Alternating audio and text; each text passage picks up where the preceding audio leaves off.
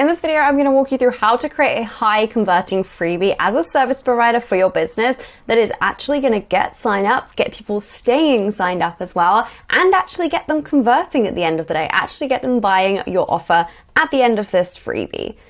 Freebies are such a good way to get new potential leads for your offer. They are such an incredible way to get new signups, especially cold people who, have maybe never really been that well introduced to you. This can be such a great way to really connect with them, but also they can fall flat pretty easily. And I see so many people who, put out a freebie, get a bunch of signups, then get a lot of unsubscribes immediately and get loads of people just jumping off straight away, or they put it out and it just falls flat and they never end up getting the signups they were looking for in the first place.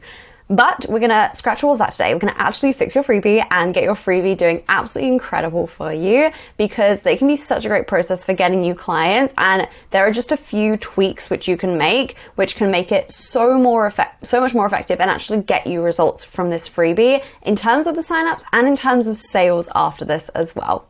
The first thing which you want to do, and this is such a valuable tip that completely will change the game for you. I have had freebies where I've had 100 signups in 48 hours just from utilizing this tip, and only 2 of those people unsubscribed from the entire sequence, which is unheard of for freebies. The first thing to do is spread it out across your emails. Do not just dump the freebie on them in email 1. Don't just have that first email and say, here's your freebie, and then just run from there, or completely switch into selling content, or try and make them then care about who you are and why they want to stay subscribed to this email list that they didn't really want the email list in the first place. They just wanted the freebie, right? So it's really easy for them to then just take the freebie and run, essentially. But what you can do is, if you can spread the value across emails, spread this out across several emails, do a part 1, part 2, part 3, for example, and then you give them a specific reason to tune back into their inbox. They get used to opening up emails from you. They get used to seeing, okay, I'm going to have another email from this person tomorrow because they said, make sure you tune back in for part 2 of this. This is such a great way to just get them continuing coming back to your emails. And also to spread this out where you can then just insert bits of, your personality and how you would usually show up in your emails throughout this email sequence where you're sharing the freebie with them, so that when they do just enter your regular email list, when they're getting the regular emails from you, it doesn't feel as jarring, right? Because there's been a bit of a bridge between they've got to know you through the 3-part emails where they were delivering the, freebie across 3 parts, for example. They've got to know you a little bit. So they are much more welcome and happy to have you in their inbox, and they're used to seeing emails from you. They're used to connecting with you. They know you a little bit better, etc. So spread it out across emails.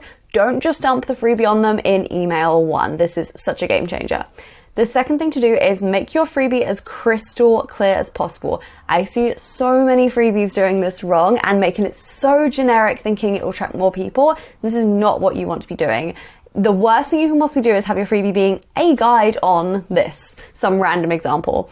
And, the worst thing you can do is that, because it doesn't really appeal to anyone. For most people, then it's okay, that sounds nice, that sounds helpful, it could be good, but it doesn't really grab anyone, compared to if you were to do something super specific and take that guide and make it instead, for example, a 5-part checklist to set up your website in 1 day. If you were to do something like that and you were wanting to set up a website, you'd be all over that. You would love that freebie. That would be such a full body yes for you to actually download that freebie and actually sign up to that email list. So make it actually an easy yes for people, not just to sign up in the first place, but to want to open up the first email, to want to actually click download for the freebie, to want to actually use the freebie, because this is what's going to actually get you the conversions at the end of the day. It's not just a numbers game of how many people can we possibly get signing up.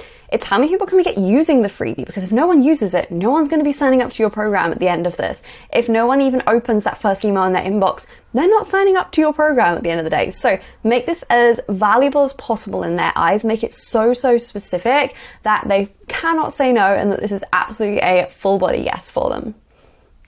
And then the third thing you want to do is make that next step up an easy no-brainer. So where I spoke before about, nice bridging the gap essentially between when we're talking about, okay, here's your freebie And now we're going into the regular email list. We want to make this a seamless transition so it doesn't feel really jarring for the person, so it feels really natural. They're kind of used to seeing emails from you, etc. But we also want to do that in terms of what that next step offer is going to be. So make sure your offer that you're selling at the end of this sequence, or the offer you're going to be selling them next, is really clearly linking to what the freebie is about. So if it was, for example, 5 steps to set up your website in one day, then maybe the thing you're selling next is your website templates to help them set it up in one day and make it super easy for them, give them a basis to start with.